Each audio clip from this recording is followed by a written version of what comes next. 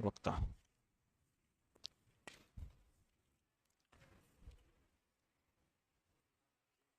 अब देखो इसमें एक तो आपका बचा हुआ है, एक तो इसमें आपका बचा हुआ है मुख्यमंत्री, एक आपका बचा हुआ है विधानमंडल, एक आपका बचा हुआ है न्यायालय, और एक बचा हुआ आपका पंचायती राज। ये लगभग 4 साढ़े 4 टॉपिक तो ये हैं। अच्छा, वो अलग है, ठीक है। तो आज मैं आपको इसको एक बार रखो बीच में, क्योंकि इधर क्या कुछ नए जुड़े हुए हैं तो उनको पहले हटाना पड़ेगा इस वाले पोर्शन में से ऑनलाइन में, नहीं तो ये गोचे करने शुरू कर देंगे। कोई नहीं, आज अपन करते हैं हाई कोर्ट। हाँ, फिर इसके बाद में आपको मुख्यमंत्री, फिर आगे का उच्च न्यायालय।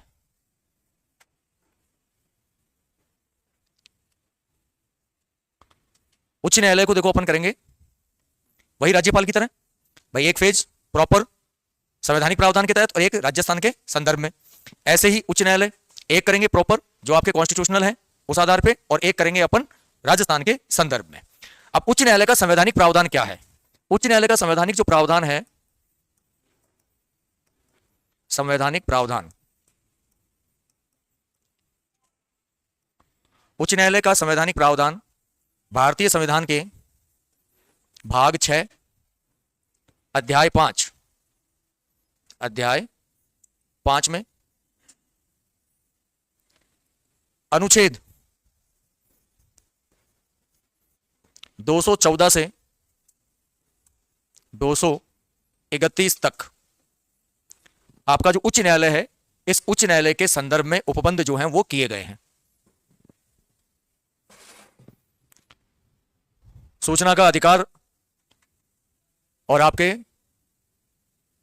राजस्थान लोक सेवा गारंटी अधिनियम, ये दोनों सबसे आखिरी में करेंगे। अभी संस्थागत जितना भी है वो करेंगे। अभी अनुच्छेद 214 से 231 तक जो उच्च, लास्ट में, सबसे लास्ट में अधिकार, और एक वो लोक प्राधिक, वो सबसे लास्ट में। अभी आयोग आयोग एक जगह रहने दो, अधिनियम अधिनियम लास्ट के अंदर एक साथ करवा दूंगा, क्योंकि दो ही अधिनियम है, दोनों एक जगह हो जाएंगे। 2011 का लोक राष्ट्रीय आपको राजस्थान लोक सेवा गारंटी अधिनियम, और एक आपके सूचना का अधिकार अधिनियम। ना ना ना ना, करवाऊंगा सबसे लास्ट में अधिनियम, क्योंकि उसमें नए प्रावधान आ गए अभी इस वाले बजट के अंदर, तो लास्ट में करवाऊंगा सबसे। जो आपके उच्च न्यायालय होते हैं, उच्च न्यायालय का जो प्रावधान है वो अनुच्छेद 214 से 231 तक किया गया है भारतीय संविधान के भाग 6 का अध्याय 5 जो है उसमें। अब अगर हम भारत में न्याय व्यवस्था को देखें तो मैं आपको एक छोटी सी हिस्ट्री बता रहा हूं इसकी न्याय व्यवस्था की, क्योंकि देखो न्याय व्यवस्था जो है हमारे यहाँ पे, अगर आप देखोगे तो हमारे यहाँ पे न्याय व्यवस्था बिल्कुल उसी प्रकार से चल रही है जैसे अन्य सभ्यताओं में चलती है। अब चाहे वो मिसिसिपी की सभ्यता हो, चाहे वो मिस्र की सभ्यता हो, या दजला फरात की सभ्यता हो, या फिर आपकी माया सभ्यता हो, कोई सी भी सभ्यता हो रही हो चाहे। अब मानव जो है, मानव के साथ में न्याय प्रणाली सबसे पहले प्राकृतिक थी। न्याय का आधार क्या है? प्राकृतिक। आज भी न्याय का आधार क्या है? प्राकृतिक है। गलत काम करोगे अपराध मिलेगा, बंद कमरे में भी करोगे तो भी कहीं ना कहीं नेचुरल जो लॉ है वो तो आपके ऊपर काम करेगा ही करेगा, उससे तो अपन कहीं नहीं बच सकते। यूरोपियंस जब आए यहाँ पे तो उसमें क्या था कि भारत में शक्ति के केंद्र अलग अलग थे, जैसे बंगाल अलग हो गया, मराठे अलग हो गए, दक्कन का कुछ भाग अलग हो गया। फिर आप अगर देखोगे तो राजस्थान में राजपूताना अलग है, उत्तर के अंदर मुगल सल्तनत जो है वो अलग है। तो सबकी क्या है, आपके सेंटर पॉइंट जो है पावर के वो अलग अलग हो गए। अब सब जगह न्याय आधार भी अलग अलग है। अब जैसे राजपूताना में है तो राजपूताना में ब्राह्मण जो है वो श्रेष्ठ है, अतिका श्रेष्ठ है, लेकिन कुछ भागों में ब्राह्मण श्रेष्ठ नहीं है, राजा श्रेष्ठ है। तो ऐसे में क्या होता है कि न्याय के जब अलग अलग आधार होते हैं, तो अंग्रेज जब यहाँ पे आए, उन्होंने यहाँ पे व्यापार शुरू किया, फिर धीरे धीरे उन्होंने प्रशासनिक नियंत्रण जो है वो अपने हक में लिया।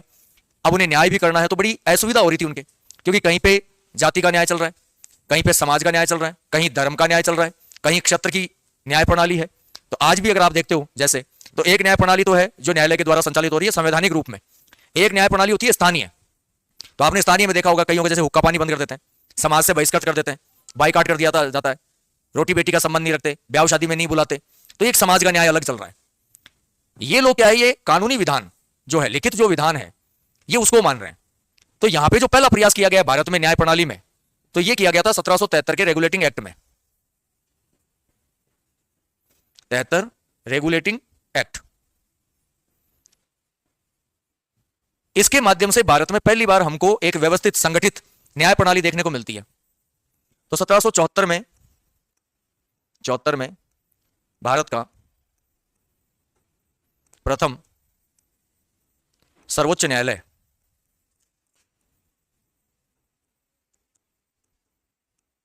स्थापित किया गया।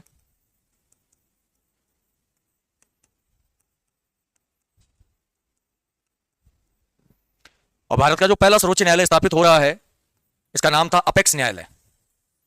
इस नाम से जाना गया इसे, अपेक्स न्यायालय। यह पहला व्यवस्थित न्याय प्रमाण है आपके पास। मुख्यालय कहां? कलकत्ता में। क्योंकि भाई ब्रिटिशर्स के जो प्रधान केंद्र हैं, उनमें पहला प्रधान केंद्र कौन सा है? कलकत्ता। फोर्ट विलियम का है कलकत्ता में, पहला सेंटर वही था। उसके बाद में उन्होंने प्रेसिडेंसियां जो हैं उनको डेवलप किया है, बॉम्बई और मद्रास। हालांकि पहली फैक्ट्री अगर आप देखोगे अंग्रेजों की तो वो सूरत में है, लेकिन पहली वैधानिक फैक्ट्री जो है वो मछलीपट्टनम में है, आंध्र प्रदेश में। पहली व्यापारिक कोठी स्थापित की उन्होंने कलकत्ता के अंदर। अब जहां उन्होंने कोठी स्थापित कर ली, मुख्यालय बना लिया, तो वहां से उन्होंने न्याय प्रदान करना शुरू कर दिया, क्योंकि उनके पास में राजस्व भी आ गया और उनके पास शासन व्यवस्था भी आ गई, दोनों काम है उनके पास में। अब ये जो न्यायालय था, इस न्यायालय के मुख्य न्यायाधीश, क्योंकि इतिहास यहीं से शुरू हो रहा है, मुख्य न्यायाधीश कौन थे इसके? वो थे एलिजा इम्पे। Elijah Impey.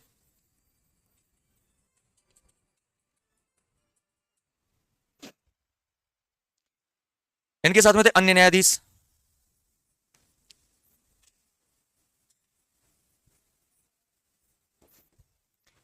तीन, एक का नाम था चैम्बर्स, एक का नाम है हाइड और एक का नाम है लिमेस्टर। और इन सब का कार्यकाल क्या था? आजीवन। हाँ, कार्यकाल आजीवन था। जब तक जियो तब तक मजे मारो, जब तक जियो घी पियो चाहे उधार लेके ही पियो। चारवाक का सिद्धांत, मौज उड़ाओ।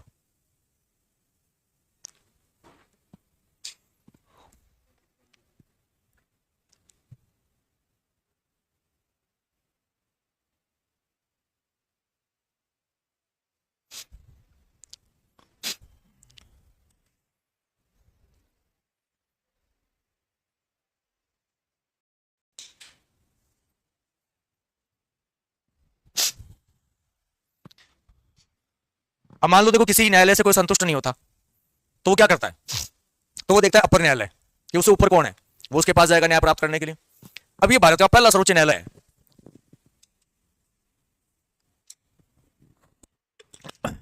इससे नीचे आप देख रहे हो कि कोई उच्च न्यायालय वगैरह कुछ भी नहीं है, यहां पे सीधा सर्वोच्च न्यायालय। क्यों? क्योंकि अचानक से अगर आप सिद्धांतों में या रीति रिवाजों में हस्तक्षेप करते हो तो विद्रोह तुरंत होता है।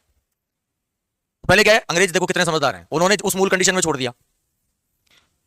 सरपंच न्याय कर रहा है, पंचायत का मुखिया न्याय कर रहा है, कर। धर्म का मुखिया न्याय कर रहा है, कर। जातिगत पटेल कर रहा है, करो। किसी क्षेत्र विशेष का मुखिया कर रहा है, करो, कोई दिक्कत नहीं। पता था अंग्रेजों को। क्यों? क्योंकि जो समृद्ध लोग होंगे न्याय उनके साथ ही होगा, बाकी आम पब्लिक के साथ तो न्याय होना है।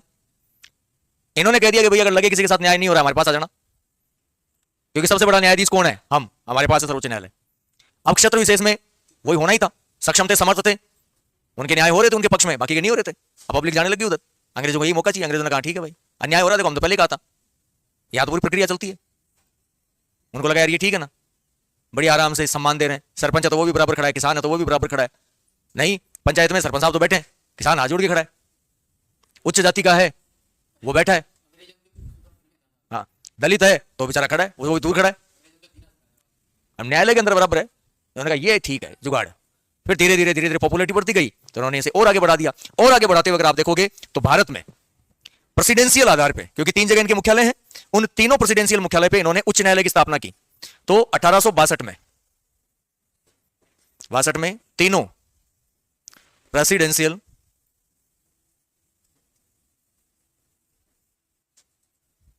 क्षेत्र में उच्च न्यायालय की स्थापना की।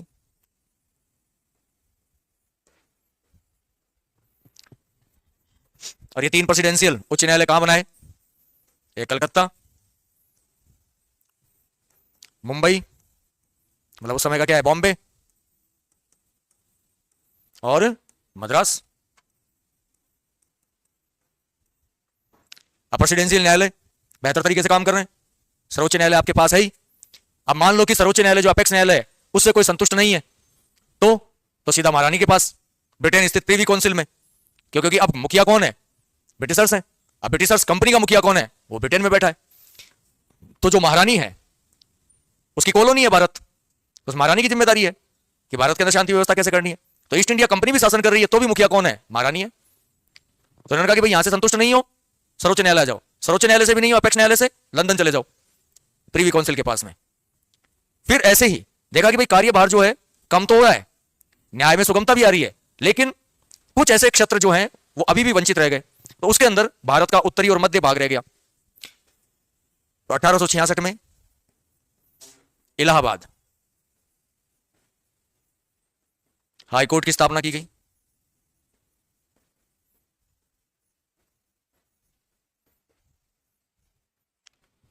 भाई बॉम्बे हाई कोर्ट है तो ये तो गुजरात हो गया, महाराष्ट्र हो गया, गोवा, दमन दीव, दादर नगर हवेली, कोंकण तक का एरिया कवर कर रहा है। नीचे अगर आप देखोगे मद्रास, तो ये कर्नाटक का दक्षिणी भाग है, वर्तमान का तेलंगाना, आंध्र प्रदेश, केरल, पुदुचेरी, लक्षद्वीप, ये वाला एरिया कवर कर रहा है। फिर आपका कोलकाता, तो कोलकाता आपका जो उस समय का जो बंगाल था, जिसमें बिहार है, झारखंड है, पश्चिम बंगाल है, बांग्लादेश है, असम का कुछ भाग है, इस एरिया को कवर कर रहा है। लेकिन बीच का जो एक सेंटर पॉइंट है वो तो रह गया ना, लाहौर, अमृतसर, पंजाब, राजस्थान, मध्य प्रांत, संयुक्त प्रांत, ये तो रह गया। और सबसे ज्यादा पॉपुलेशन कहाँ है? पॉपुलेशन भी यही है। आज आपका उत्तर प्रदेश है, 2000 से पहले अगर आप देखोगे उत्तराखंड भी तो इसका हिस्सा था। तो जनसंख्या में आज जब नंबर 1 पे है उत्तर प्रदेश, तो सीधी सी बात है उस समय भी रहा ही होगा संयुक्त प्रांत। तो संयुक्त प्रांत आज जितना है उस समय तो इससे बड़ा था। तो ऐसे में अगर जनसंख्या ज्यादा है, विवाद भी ज्यादा होने, अपराध भी ज्यादा होने, तो इसके लिए स्थापित किया गया आपका इलाहाबाद हाई कोर्ट। और आज भी अगर आप देखोगे तो भारत में सबसे ज्यादा कार्यभार वाला उच्च न्यायालय कौन सा है? Allahabad high court. सबसे ज्यादा रजिस्टर्ड वकील, सबसे ज्यादा न्यायाधीशों की संख्या, सबसे ज्यादा रजिस्टर्ड केस। जनसंख्या ज्यादा है, विवाद भी ज्यादा है, केसेस भी ज्यादा होंगे, कार्यभार भी ज्यादा होगा। फिर इसी प्रोसीडिंग को आगे बढ़ाते हुए ब्रिटिशर्स ने कहा कि भाई हमको जो है भारत को एक संघ बनाना चाहिए। तो 1773 में कंसेप्ट शुरू हुआ है। 1935 तक आते आते 1935 में भारत में एक संघीय न्यायालय की मांग आई। अब संघीय न्यायालय मतलब पूरे भारत में जो भी इकाइयां हैं उन सबको मिला दो, जो भी रियासतें हैं, जो भी प्रांत हैं, जो भी अधिकृत क्षेत्र हैं, इनको मिला के भारत को एक संघ घोषित कर दो। और जब भारत संघ घोषित हो जाए तो उसके लिए एक संघीय न्यायालय बना दो, एक फेडरल कोर्ट बना दो। तो 1935 का जो संविधान था, भारत शासन अधिनियम, तो अगले चरण में 1935 में भारत शासन अधिनियम के तहत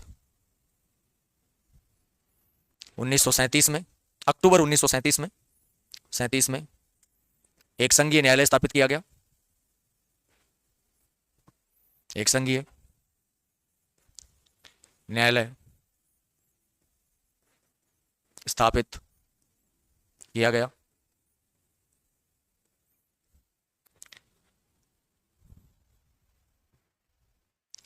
संघीय न्यायालय स्थापित किया गया।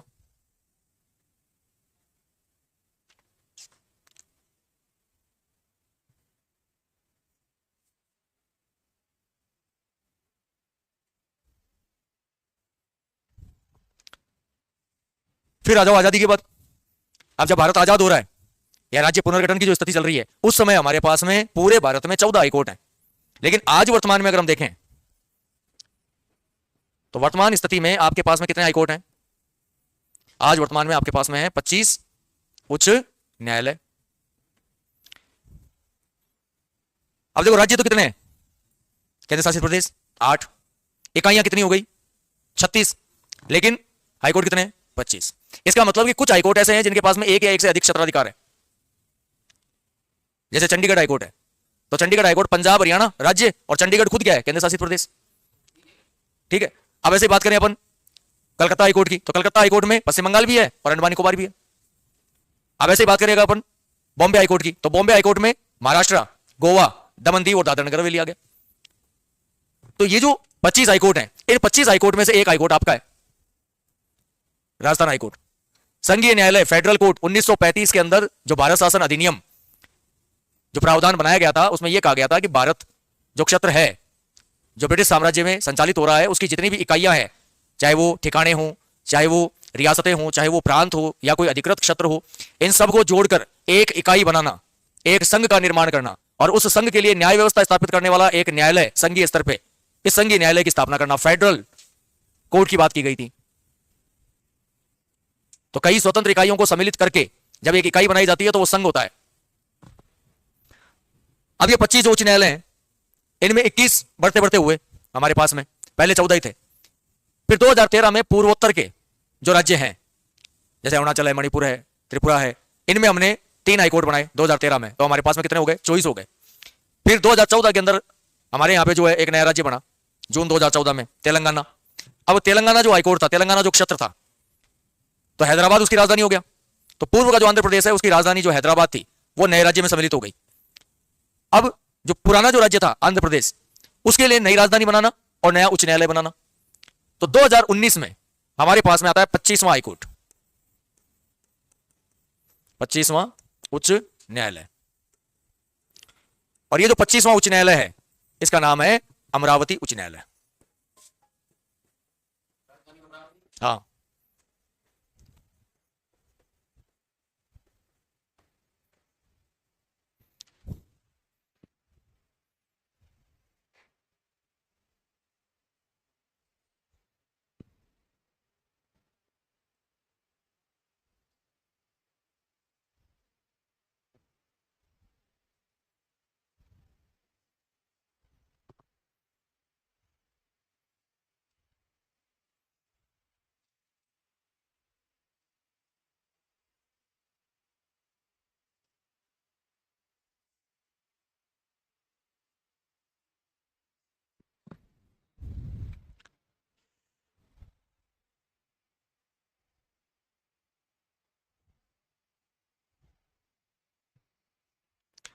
अब ऐसे ही अगर आप देखोगे तो राजस्थान, अब राजस्थान क्या था?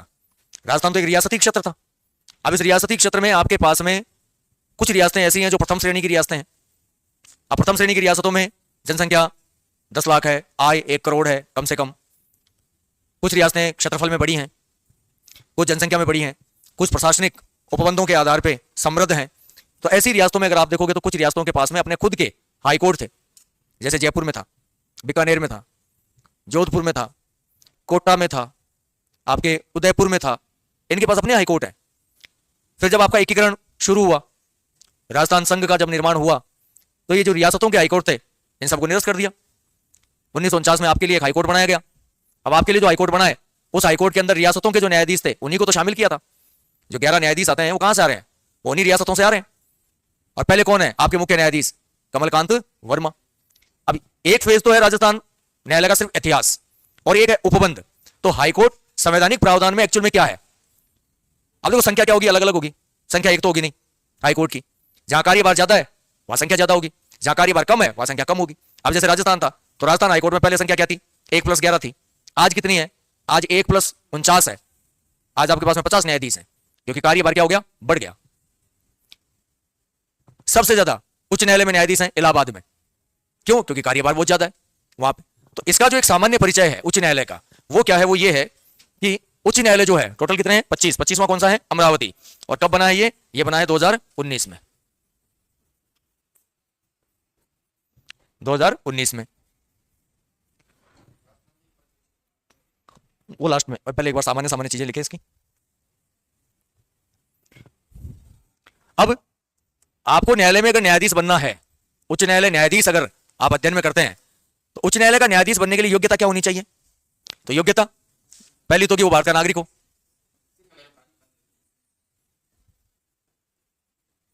दूसरी, 10 वर्ष तक अनवरत, मतलब लगातार अनवरत भारत के किसी हाईकोर्ट में अधिवक्ता रहा हो।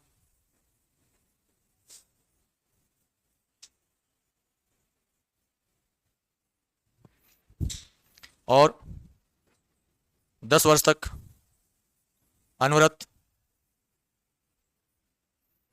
जिला न्यायालय में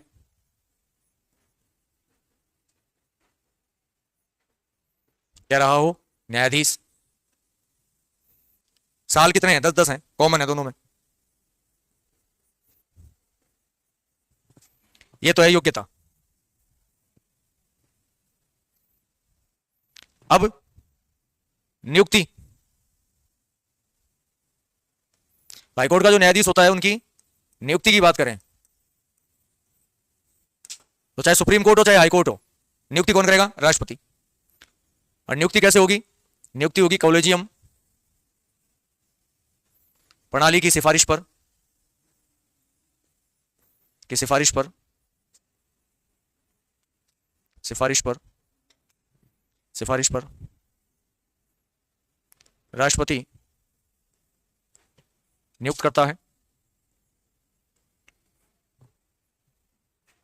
नियुक्त करता है।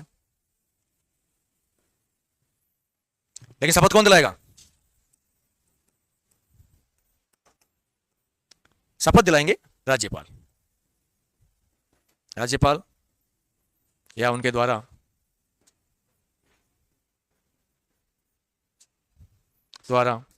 निर्धारित पदाधिकारी।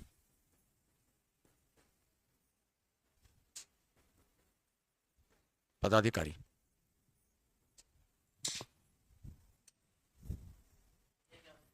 बता रहा हूं।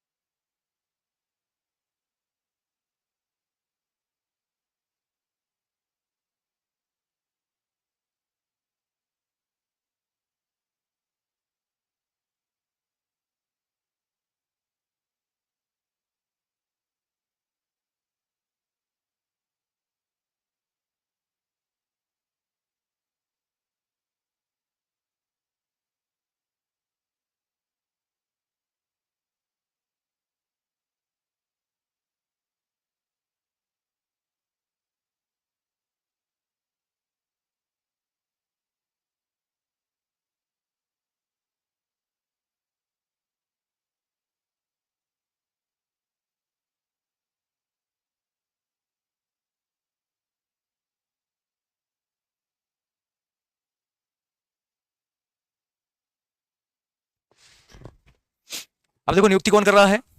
नियुक्ति कर रहा है आपका राष्ट्रपति। किसकी सिफारिश पे कर रहा है? सिफारिश होती है कॉलेजियम। रिट क्षेत्राधिकार होता है जिसमें 5 प्रकार की रिट होती हैं। जब मूल अधिकार से या किसी अन्य प्रावधान से संबंधित कोई विवाद हो जाता है, कोई प्रावधान ऐसा होता है तो उसके लिए रिट जारी की जाती है। यहां पे रिट प्रावधान आएगा जब आप पढ़ोगे तब मैं बता दूंगा। बंदी प्रत्यक्षीकरण क्या है, अधिकार पर्चा क्या है, परमादेश क्या है, उत्प्रेषण क्या है, प्रतिषेध क्या है, ये सब आ जाएंगी। कॉलेजियम होता है सर्वोच्च न्यायालय के 3 से 5 न्यायाधीश कम से कम, उनका एक ग्रुप, एक समूह जो वरिष्ठ है। मान लो ये आपका सर्वोच्च न्यायालय है, ये आपका उच्च न्यायालय है। अब इनमें जो सीनियर हैं, जो वरिष्ठ हैं, वो 3 या 5 लोग मिलेंगे, वो तय करेंगे नाम कि कौन योग्य है। फिर वो नाम की लिस्ट भेजेंगे राष्ट्रपति के पास में सिफारिश करके। उन्हें राष्ट्रपति क्या करेगा?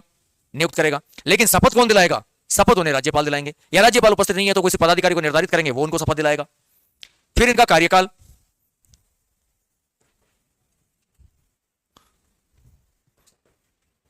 सुप्रीम कोर्ट में तो कार्यकाल होता है 65 साल की आयु तक, और यहां पे कार्यकाल 62, ना सिर्फ 62 वर्ष की आयु तक। इनका वेतन, भत्ते और परिलब्धियां हैं। हाँ, वेतन भत्ते में हाईकोर्ट का जो मुख्य न्यायाधीश है,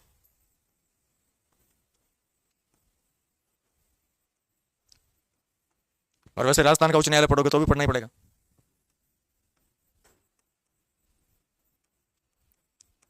अन्य न्यायाधीश देना,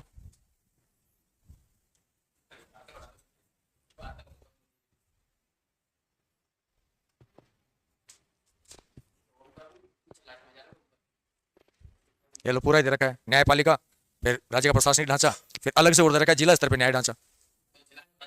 हाँ, तो मुख्य न्यायाधीश का वेतन कितना होता है?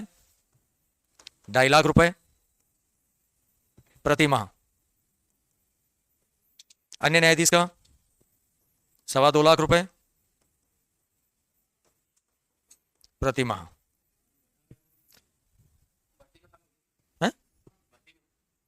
बता रहा हूं। और ये वेतन जो है ये कहां से दिया जाता है? ये दिया जाता है राज्य संचित निधि से, निधि पर भारित। अब एक सिंपल सी चीज देखो, यहां पे कहीं ऐसा दे रखा है क्या कि इसका संबंध उस राज्य से होना चाहिए? भाई केरल का आदमी राजस्थान हाईकोर्ट में न्यायाधीश नहीं बन सकता क्या? बन सकता है, एक ही व्यवस्था है। राजस्थान का व्यक्ति क्या पश्चिम बंगाल में न्यायाधीश नहीं बन सकता? बन सकता है। तो यहां पे ये तो है नहीं कि भाई इसका संबंध इस राज्य विशेष से ही है। रहने वाला निवासी कहीं का, नौकरी कहीं और कर रहा है, लेकिन जहां नौकरी कर रहा है, जहां उसका कार्य क्षेत्राधिकार है, उसके लिए तो जिम्मेदार उसका राज्य ही होगा। तो अब अगर कोई व्यक्ति मान लो राजस्थान हाईकोर्ट के अंदर है, संबंध उसका कहीं से भी हो जाए, तो उसके वेतन की, भत्ते की, परिलब्धियों की जिम्मेदारी किसकी है? राजस्थान की संचित निधि की है। वेतन तो हो गया जो उसको मंथली मिल रहा है, भत्ता जिसमें विशेष प्रकार के, अगर वो किसी सेमिनार में जा रहा है या किसी न्यायाधीश कोई संगोष्ठी हो रही है वहां पे जा रहा है, किसी विशेष आयोजन के लिए जा रहा है, तो उसका जो वेतनमान है जो निर्धारित किया गया पारिश्रमिक, वो भत्ते होते हैं। परिलब्धियां, जो पद के लिए विशेष सुविधाएं दी जाए, वो परिलब्धियां हैं। जैसे मुफ्त में आवास देना है, बिजली है, टेलीफोन है, मेडिकल है, कोई विदेश यात्रा है या कोई भ्रमण है, अब उसके लिए चाहे वो प्लेन की टिकट हो चाहे रेलवे की टिकट हो, वो फ्री है, वो अलग चीजें हैं, वो परिलब्धियों में आते हैं। लेकिन जब ये रिटायर्ड हो जाएंगे तब इनको पेंशन कौन देगा? तब आपको केंद्र की संचित निधि जो है वो पेंशन देगी। क्यों? भाई राजस्थान उच्च न्यायालय में न्यायाधीश रहे, संबंध है केरल से। अब राजस्थान का साहब रिटायरमेंट हो गया, मैं क्या करूं? काम कर रहे तब तक मैंने दिया। केरल वाले कहेंगे साहब हम क्यों दें, हमारे तो ठीक है, यहाँ के नागरिक हैं। लेकिन काम किसके लिए किया? न्याय व्यवस्था के लिए। न्याय व्यवस्था कैसी है? एकहरी। तो वो आपको काम मिलेंगे, केंद्र से ग्रेजुएटी मिलेगी आपको। क्वालिफिकेशन क्या चाहिए? एलएलबी एलएलएम कर लो, फिर हाईकोर्ट में या सेशन कोर्ट में रजिस्टर्ड हो जाओ, फिर उसके बाद के अंदर 10 साल का कोई सा भी एक्सपीरियंस ले लो। अगर जिला न्यायालय में आना है न्यायाधीश बन के, तो जुडिशरी सेक्टर से भी आ सकते हो, जैसे आरजेएस का पेपर होता है उस हिसाब से। वकील कोटे से आना चाहो तो वकील कोटे से भी आ सकते हो। तो रिटायरमेंट के बाद में पेंशन वेंशन सारी चीजें जो हैं वो कौन वहन करता है? वो केंद्र की संचित निधि वहन करती है। फिर आते हैं त्याग पत्र। ये अपना त्याग पत्र किसको सौंपते हैं? राष्ट्रपति को। भाई नियुक्ति राष्ट्रपति कर रहा है, राज्यपाल तो कल शपथ दिला रहा है, तो जो नियुक्ति कर रहा है उससे नीचे तो कैसे आएंगे? तो त्याग पत्र किसको सौंपते हैं? राष्ट्रपति को।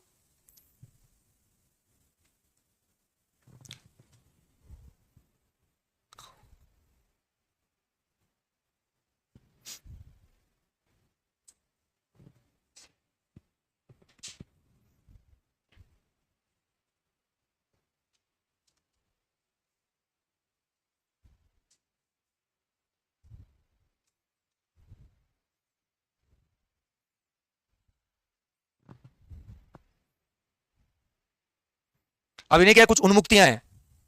उन्मुक्ति का मतलब होती है छूट, पद विशेष से संबंधित।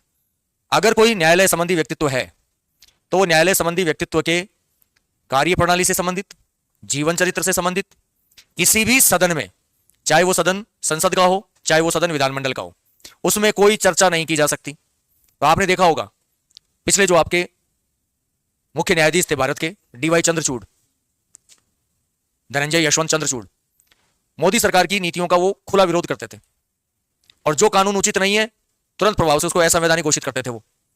ये आपने देखा होगा। न्यायालय बड़ी सक्रियता के साथ काम कर रहा था। आपने कभी सदन में नाम सुना, पब्लिकली नाम सुना कहीं ये कि भाई अमुक न्यायाधीश इस प्रकार से कार्य कर रहे हैं? क्यों? क्योंकि उसको ये छूट प्राप्त है, उन्मुक्ति है। साफ लिखा हुआ है कि किसी भी प्रकार की न्यायिक गतिविधि, कोई भी न्यायिक गतिविधि, न्यायिक संबंधी व्यक्तित्व, सदन के अंदर उस पर चर्चा नहीं की जाएगी, सिवाय कब? जब उसको पद से हटाया जा रहा है या उसके विरुद्ध पद से हटाने का कोई प्रस्ताव आया है तो ही सदन में चर्चा होगी, अन्यथा तो नाम ही नहीं लेना है, रगड़ के रख देंगे। Code of conduct, Modi ji घर पे हो अपने, न्यायालय के साथ छेड़खानी नहीं। ये उन्मुक्ति है। इसलिए इस सेशन में ये जो संस्थान है, इसमें अगर आप देखोगे तो इनके लिए कभी भी पब्लिकली, कभी भी सोशली, कभी भी किसी भी इवेंट में किसी प्रकार की कोई चर्चा नहीं की जाती है। चर्चा कब की जाएगी? तभी की जाएगी जब उन्हें पद से हटाने का प्रस्ताव लाया जाता है, अन्यथा नहीं की जाएगी। फिर सर्वोच्च न्यायालय में और उच्च न्यायालय में जो न्यायाधीश हैं उनको अगर पद से हटाना हो तो पद से हटाने का जो प्रस्ताव है, प्रोसेस भी एक सेम है और उसके ऑफेंस भी सेम है। तो अगर हम न्यायालय के न्यायाधीशों को पद से हटाते हैं, चाहे वो हाई कोर्ट के हों चाहे वो सुप्रीम कोर्ट के, पद से हटाना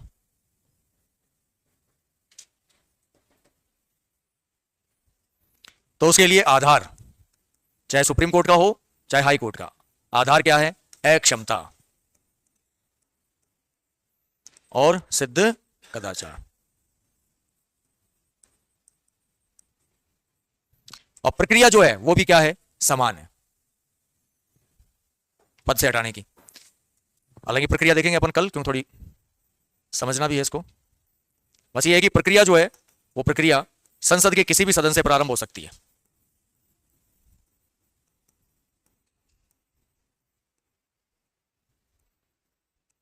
किसी भी सदन से प्रारंभ, संसद के किसी भी सदन से प्रक्रिया अगर प्रारंभ हो रही है, तो लोकसभा से अगर प्रक्रिया प्रारंभ हो रही है तो उसके कितने सदस्यों के पूर्व हस्ताक्षर चाहिए? 100। राज्यसभा से हो रही है तो उसके कितने सदस्यों के हस्ताक्षर चाहिए? 50।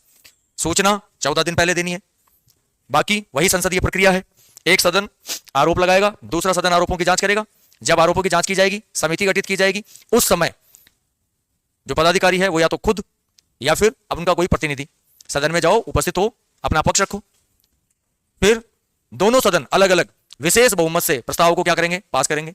जब प्रस्ताव पास हो जाएगा विशेष बहुमत से, तो राष्ट्रपति इनको क्या करेगा? पद से हटाएगा।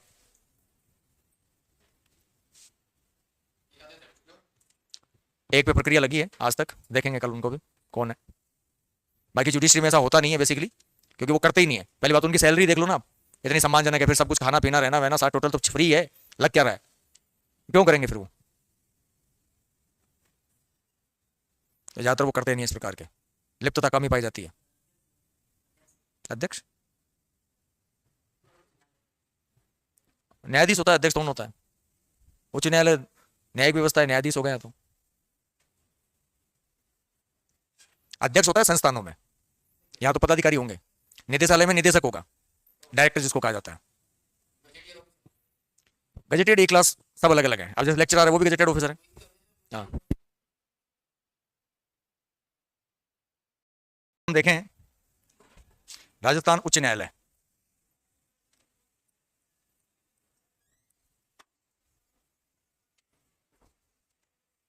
राजस्थान उच्च न्यायालय।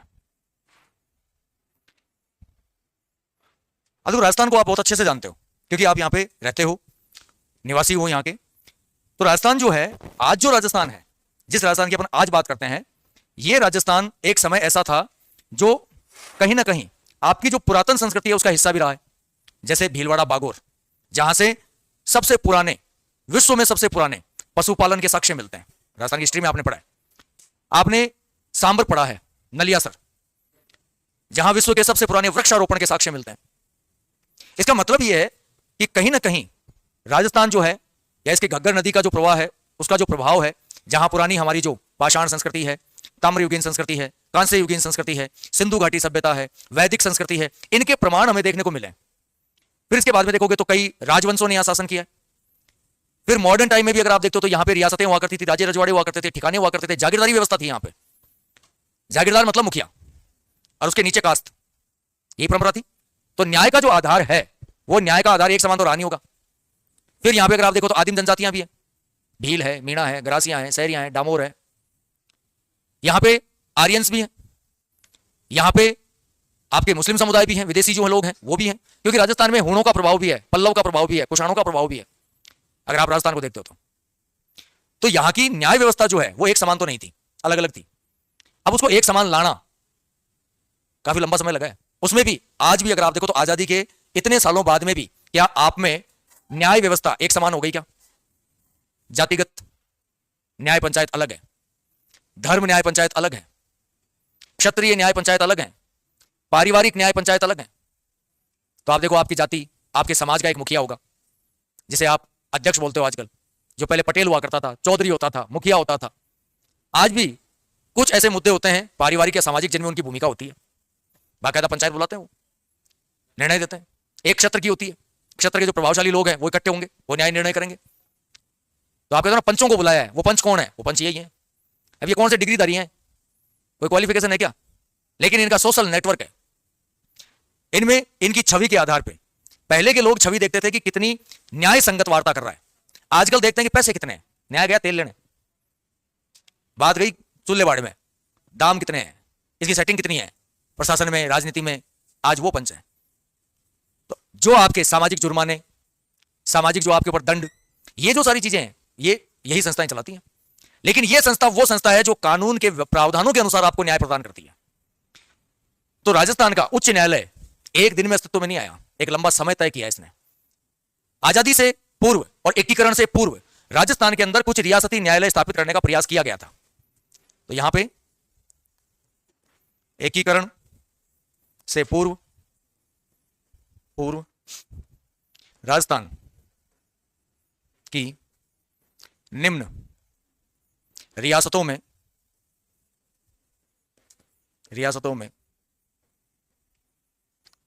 उच्च न्यायालय, ये उच्च न्यायालय कौन से? रियासतों के उच्च न्यायालय उपस्थित थे। और वो कौन कौन सी रियासतें थी जिनमें ये उच्च न्यायालय उपस्थित थे? तो उन रियासतों में जयपुर, जोधपुर, उदयपुर, बीकानेर और कोटा। ये वो रियासतें हैं जहां पे इनके खुद के उच्च न्यायालय थे, विराजमान थे, कार्य करते थे, सक्रिय थे।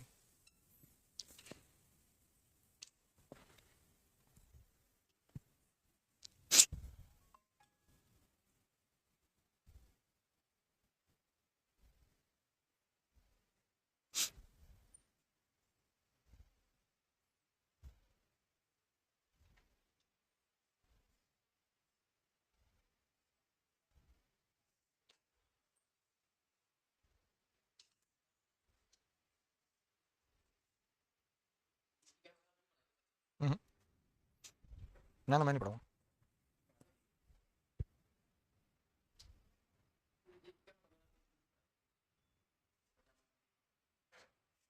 ये अशोक सर पढ़ाएंगे आपको।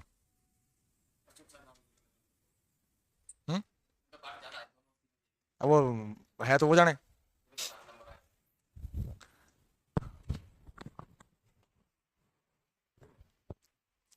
अब देखो ये वो रियासतें हैं जिनके पास में इनके क्या है, अपने न्यायालय हैं। अब इन रियासतों की स्थिति देखो आप, जब आप एकीकरण पढ़ोगे, जब आप 7 चरण आएंगे उसमें, तब आप देखोगे कि कुछ रियासतें एकीकरण से पहले अलग अलग संघ बनाने में लगी हुई है। जैसे मत्स्य संघ बनाने के लिए अलवर, भरतपुर, धौलपुर, करौली, ये एक संघ बना रहे हैं। क्यों? क्योंकि उनकी ब्रज भाषा की ज्यादा निकटता है। तो उनका यह था कि अगर हम एक संघ बना लेंगे, एक इकाई हो जाएंगे, तो बाद में जब संयुक्त प्रांत जो है हम उसमें शामिल हो जाएंगे ब्रज भाषा के आधार पर। नीचे डूंगरपुर, बांसवाड़ा और ये वागड़ संघ बना रहे हैं। इधर कोटा, बूंदी, ये हाड़ौती संघ बना रही है। जोधपुर है, वो कह रही है मैं अलग ही मेरा अस्तित्व रखूं। जयपुर है तो वो एक अलग अपनी विचारधारा लेके चल रहे हैं, क्योंकि यहां पॉपुलेशन है, जनसंख्या है, और यहां इनके पास में आय है, आय के स्रोत है। इसीलिए तो 1947 में जब भारत स्वतंत्रता अधिनियम आता है तो अंग्रेज खुद क्या कहते हैं? अंग्रेजों ने खुद ने कहा है कि वे रियासतें जिनकी जनसंख्या 10 लाख है, सालाना आय 1 करोड़ है, वो अपना स्वतंत्र अस्तित्व रख सकती हैं। ठीक है, अब वो अपना अगर स्वतंत्र अस्तित्व रख सकती हैं, इसका मतलब वो स्वयं अपने आप में क्या है? एक इकाई है।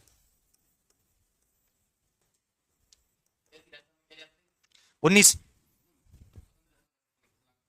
यही थी, मुख्य यही 5-6 थी, ज्यादा नहीं थी, क्योंकि सबसे बड़ी रियासत क्षेत्रफल के आधार के ऊपर जोधपुर है, जनसंख्या के आधार पे जयपुर था, और सबसे छोटी रियासत जनसंख्या और क्षेत्रफल में शाहपुरा थी। लेकिन पहली बार उत्तरदायी सरकार की स्थापना करने का प्रयास भी शाहपुरा ही कर रही है। तो ऐसी कई उदारवादी थी। अब जैसे बीकानेर है तो बीकानेर बहुत ज्यादा सुधारवादी विचारधारा करती है, लेकिन एक्चुअल में ये दिखावे मात्र थे, वास्तविकता में इनका कोई लेना देना नहीं था।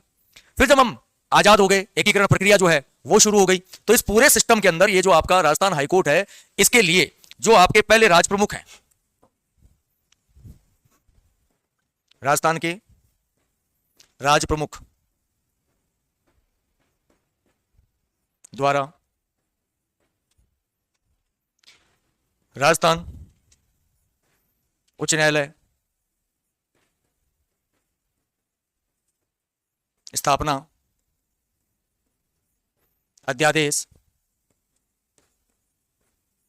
1949 जारी किया, जिसके तहत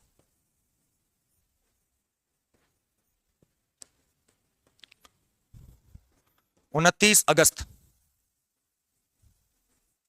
1949 को राजस्थान हाईकोर्ट की स्थापना हुई। राजस्थान उच्च न्यायालय की स्थापना हुई, स्थापना की गई कब? 29 अगस्त 1949 को। 29 अगस्त 1949 को। और पहले जो मुख्य न्यायाधीश थे वो कौन थे? राजस्थान के पहले मुख्य न्यायाधीश, हाँ, प्रथम मुख्य न्यायाधीश कमलकांत वर्मा।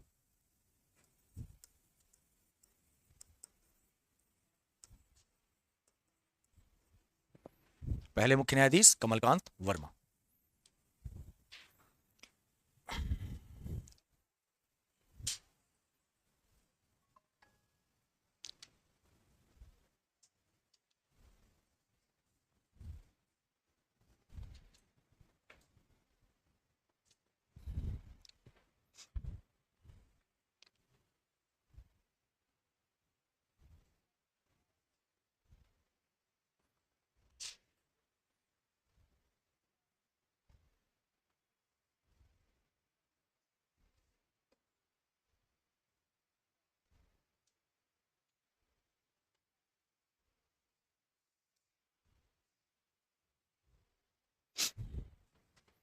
अब यहां पे सबसे बड़ी समस्या ध्यान रखना जो आप लोगों के सामने आएगी वो ये आएगी, आपका जो हाईकोर्ट है इसकी पीठ कहां है, मुख्यालय कहां है? राजस्थान हाईकोर्ट का मुख्यालय कहां है? जोधपुर। लेकिन जब स्थापना हुई थी तब इसका मुख्यालय कहां था? तब जयपुर में था। मुख्यालय जोधपुर कब गया है? 1956 में, सत्यनारायण राव समिति की सिफारिश पे। क्योंकि देखो कारण क्या था, ज्यादातर जो विभाग थे वो जयपुर में, क्यों? क्योंकि राजधानी है, एपिक सेंटर है। फिर अन्य रियासतों ने कहा कि भाई हमारा भी तो ऐतिहासिक योगदान है, तो हमारे क्षेत्र का जो योगदान है वो योगदान भी रहे, हमारे इतिहास की भूमिका भी बनी रहे, तो आप कुछ विभाग के मुख्यालय हमको दो ताकि हमारे क्षेत्र विशेष की जो प्राथमिकता है, जो महत्वता है वो चलती रहे। तो जोधपुर है उसे हाईकोर्ट दे दिया, बीकानेर को शिक्षा विभाग दे दिया, उदयपुर को खनन विभाग दे दिया, राजधानी जयपुर को दे दी। ऐसे हमने क्या किया, चीजें डिवाइड कर दी। टेक्निकल इंस्टीट्यूट हमने कोटा को दे दिया, ट्रांसपोर्टेशन भी पहले कोटा के पास ही था, प्रॉपर के पास में। तो पहले कोटा आरटीओ हुआ करता था 94-95 में, दबंगाई थी, हैवी व्हीकल लाइसेंस बनाने कोटा जाओ साहब, वहां बनेगा। परिवहन विभाग था उसके पास, टेक्निकल एजुकेशन उसके पास में। तो ये तो अब जाके एक क्षेत्रीय प्रभाव कम हो रहा है, नहीं पहले क्षेत्रीय प्रभाव, रियासती प्रभाव बहुत प्रबल था। आज भी अगर आप देखोगे कभी, तो कभी आप जाओ पश्चिमी राजस्थान की तरफ, तो वहां पे जो आज भी रजवाड़े हैं उनके प्रति एक अपनत्व जो है वो अलग ही है। जोधपुर में आप जाओ, महाराजगंज सिंह का रुतबा देखो आप, 36 की 36 को हम कहते हैं बाप जी।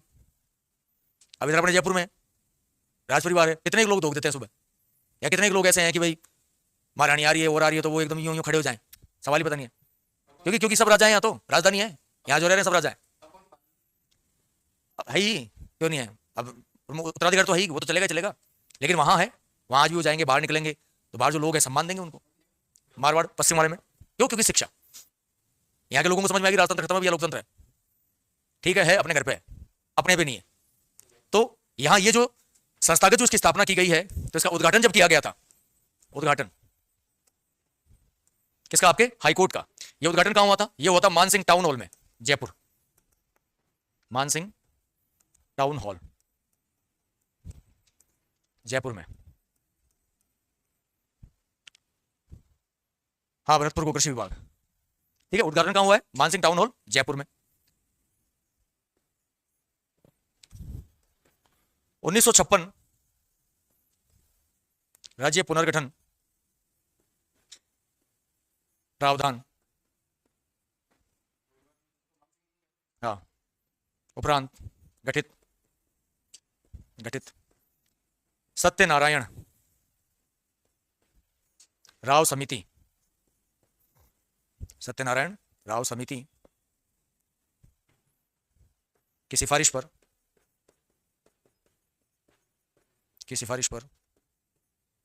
मुख्यालय किसका? हाईकोर्ट का मुख्यालय जोधपुर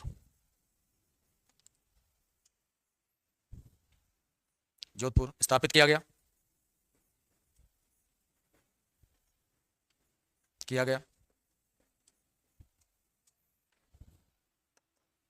तो जोधपुर क्या है? प्रधान पीठ है, और इसकी जो सहायक पीठ है, खंडपीठ जिसको कहा जाता है, वो खंडपीठ कहां है? खंडपीठ जयपुर। अब देखो था क्या, जब इसका मुख्यालय बन रहा है, जब इसका उद्घाटन हो रहा है, तब हमारे पास में खंडपीठें थी। जैसे उदयपुर में भी खंडपीठ रही, कोटा में भी रही, बीकानेर में भी रही है, जयपुर में भी खंडपीठ रही है, लेकिन हमने समय अंतराल सहित जो है इन खंडपीठों को बंद कर दिया। जयपुर खंडपीठ थी, इसको भी हमने समाप्त कर दिया था 1958 के अंदर, लेकिन इसे पुनः संचालित किया गया कब? 1977 में। तो ये जो जयपुर खंडपीठ है, ये पुनः संचालित कब की जा रही है? 1977 में। जबकि बीच में से क्या कर दिया गया? बंद कर दिया गया खंडपीठ को।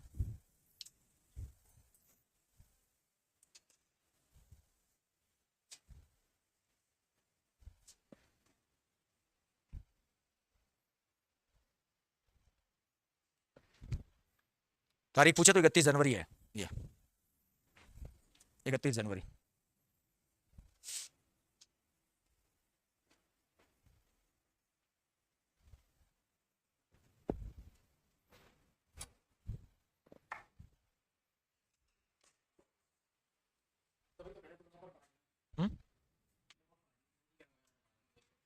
एकीकरण तो मॉडर्न हिस्ट्री में सर पढ़ेंगे।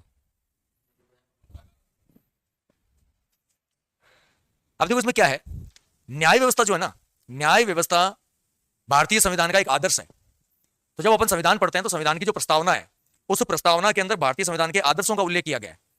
तो भारतीय संविधान के आदर्श में जो पहला आदर्श है वो न्याय ही है।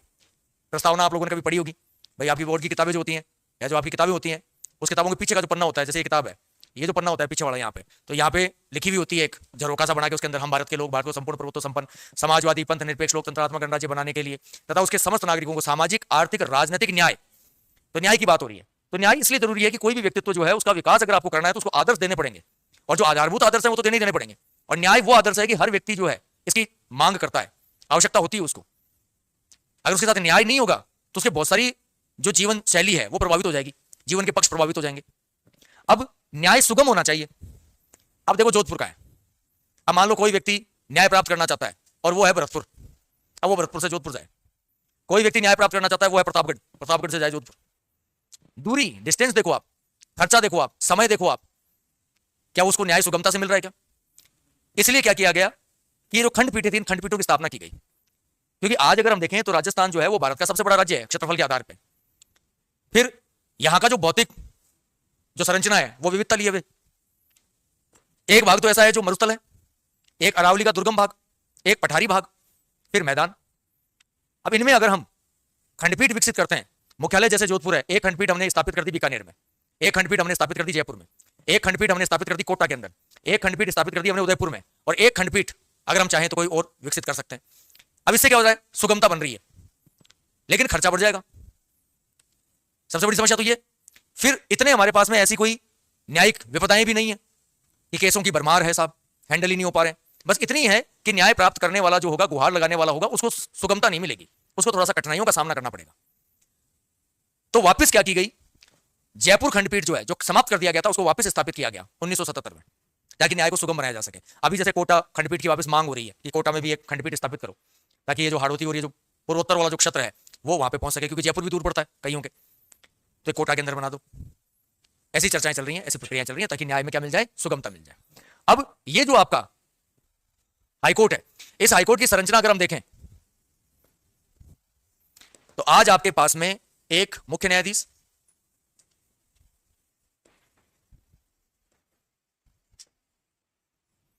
और 49 अन्य न्यायाधीश हैं। अन्य न्यायाधीश टोटल कितने हो गए?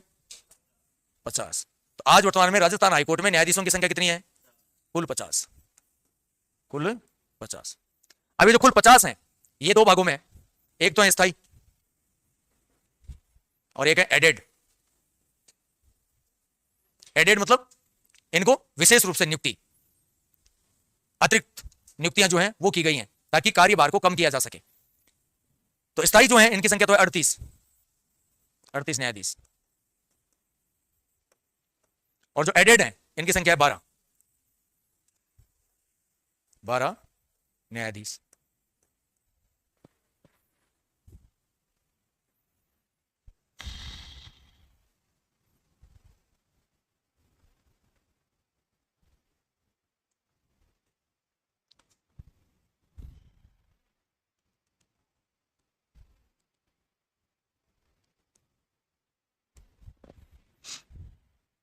अब देखो, हम पहला न्यायाधीश किसको मानते हैं? कमलकांत वर्मा को। लेकिन अगर मैं कहूं कि जब इसकी स्थापना की गई, जब उद्घाटन किया गया, उस समय हमारे पास में राजस्थान हाईकोर्ट के लिए न्यायाधीश कौन था? हालांकि वो अस्थायी प्रावधान है, स्थायी प्रावधान नहीं है, लेकिन जब उद्घाटन के समय की बात हो रही है, चर्चा की बात हो रही है, उस समय हमारे पास में कौन है? तो राजस्थान हाईकोर्ट इतिहास की अगर हम बात करें तो उस समय हमारे पास में 1949 में जो न्यायाधीश हैं पहले, वो हैं शरत कुमार घोष। पूरा नाम है शरत कुमार घोष। हाँ, घोष। जैसे आप पढ़ोगे आरपीएससी, तो आपने आरपीएससी में पढ़ा होगा, आपके पहले अस्थायी अध्यक्ष कौन थे? एस के घोष। ठीक है, यहां ये कौन है? शरद कुमार घोष। सेम, दोनों सेम है। ये स्थायी को बन रहा है, 49 में ही बन रहा है, 29 अगस्त को ही। लेकिन घोषणा जब की जा रही है, अध्यादेश जब पारित किया जा रहा है, उस समय की जो स्थिति, उस समय कौन है? शरद कुमार घोष है, 1949 में। ऐसे लिख लो इसको, 1949 अध्यादेश जारी करते समय, अध्यादेश जारी करते समय, अध्यादेश जब जारी हो रहा है उस समय, अध्यादेश जारी करते समय अस्थायी न्यायाधीश की भूमिका शरद कुमार घोष ने, शरद कुमार घोष ने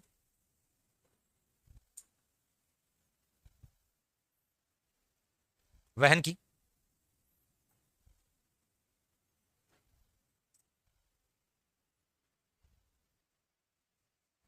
वहन की, जबकि 29 अगस्त 1949 को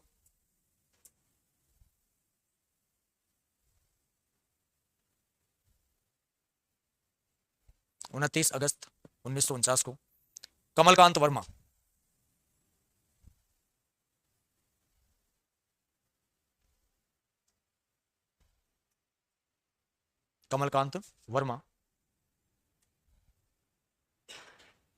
प्रथम स्थायी न्यायाधीश घोषित किए गए, जिन्हें शपथ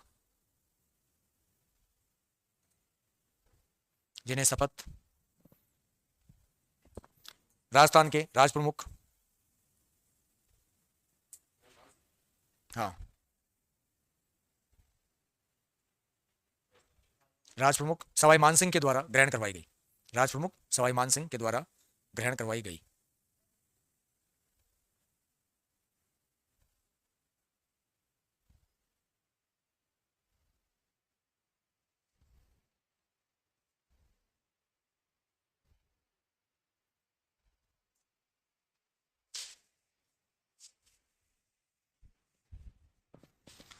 फिर इसके बाद में जो तथ्य हैं राजस्थान हाईकोर्ट से संबंधित, उनमें पहला तथ्य, स्थापना के समय,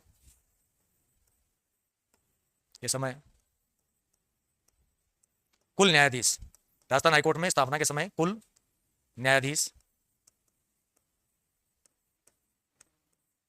कितने? 11। कुल न्यायाधीश 11 में प्रथम महिला किसमें? राजस्थान हाईकोर्ट में न्यायाधीश के रूप में कौन है? मानवाधिकार आयोग का पहला अध्यक्ष कौन है? मानवाधिकार आयोग का पहला अध्यक्ष कौन है राजस्थान का? मानवाधिकार का क्या बात कर रहे हो? मैंने आपको ये बताया था कि वो मद्रास हाईकोर्ट की पहली महिला मुख्य न्यायाधीश भी रही है, कांता कुमारी भटनागर। प्रथम महिला न्यायाधीश राजस्थान हाईकोर्ट की कौन है? कांता कुमारी भटनागर। उसके बाद में ये मद्रास हाईकोर्ट की पहली महिला मुख्य न्यायाधीश भी रही है, कांता कुमारी भटनागर, राजस्थान हाईकोर्ट की पहली महिला न्यायाधीश।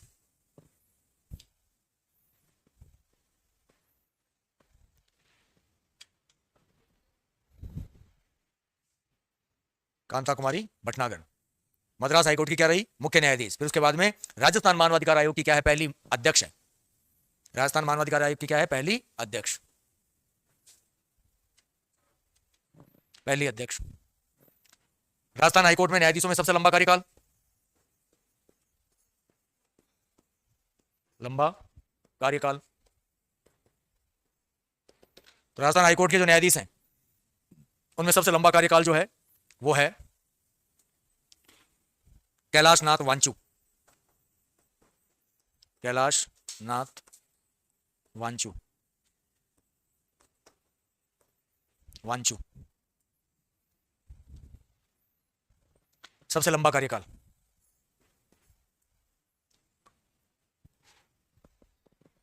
कैलाशनाथ वांचू सबसे। इसके अंदर भारत की पहली महिला न्यायाधीश की बात करें तो वो कौन है? मतलब भारत की न्यायिक इतिहास में पहली भारतीय महिला, प्रथम भारतीय महिला न्यायाधीश कौन है? अगर भारत के किसी भी हाईकोर्ट की प्रथम महिला मुख्य न्यायाधीश, मुख्य न्यायाधीश, मुख्य न्यायाधीश,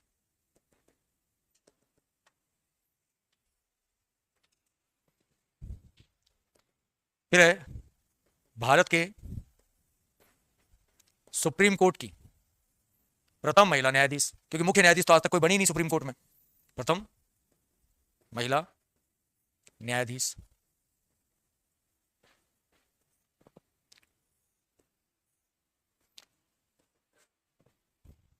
राजस्थान हाईकोर्ट में वकील कोटे से न्यायाधीश बनने वाली पहली महिला कौन है?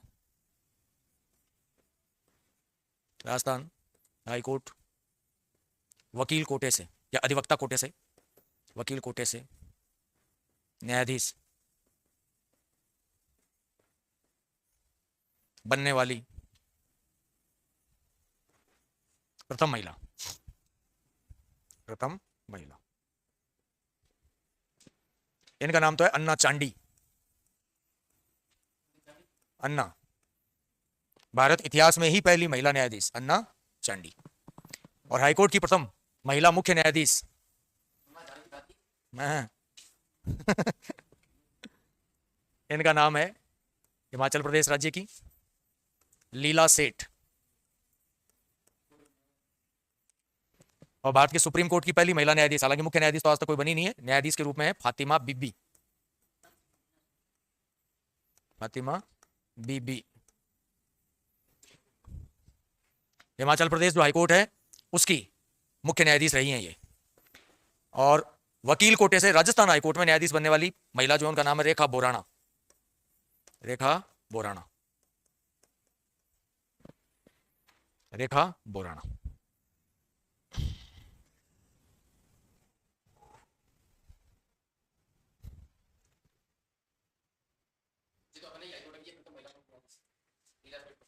हिमाचल प्रदेश अपनी तो वो है कांता भटनागर न्यायाधीश।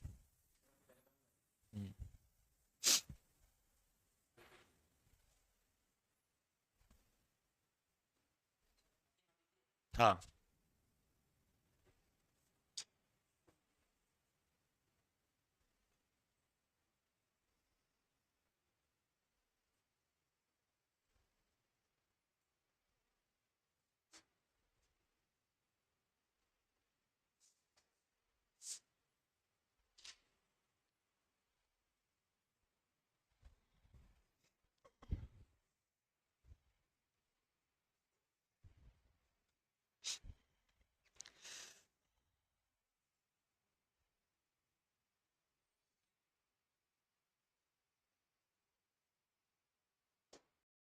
श्रीवास्तव, MM श्रीवास्तव, मोहिंदर मोहन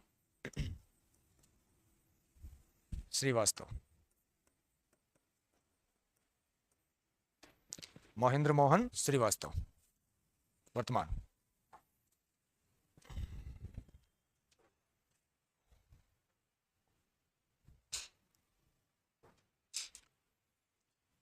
यहां देखो आपका होता है हाईकोर्ट कंप्लीट। कल एक सबसे इंपॉर्टेंट टॉपिक जो हर एग्जाम में आता है, आपका स्थानीय स्वशासन। तो किसी एग्जाम में तो उसको देते हैं पंचायती राज या नगर पालिका संस्थान के नाम से, किसी में दे देते हैं 73वां 74वां संविधान संशोधन के नाम से, किसी में उसको दे देंगे सीधा स्थानीय स्वशासन के नाम से। ठीक है, लेकिन ये चैप्टर राजस्थान के लगभग लगभग सभी एग्जामों में आता है। अब लगभग लगभग सभी एग्जामों में अगर ये आ रहा है तो अपन इसको जीरो से लेकर, मतलब मानव सभ्यता से लेकर आज वर्तमान की जो स्थिति है वहां तक अपन इसको पढ़ेंगे। अब स्थानीय स्वशासन आधार है आपके लोकतंत्र के विकेंद्रीकरण का। 50% कर दिया, पहले 33% था। राजस्थान है, बिहार है, कुछ कुछ मूल में तो 33 ही था, वर्तमान में 50 है।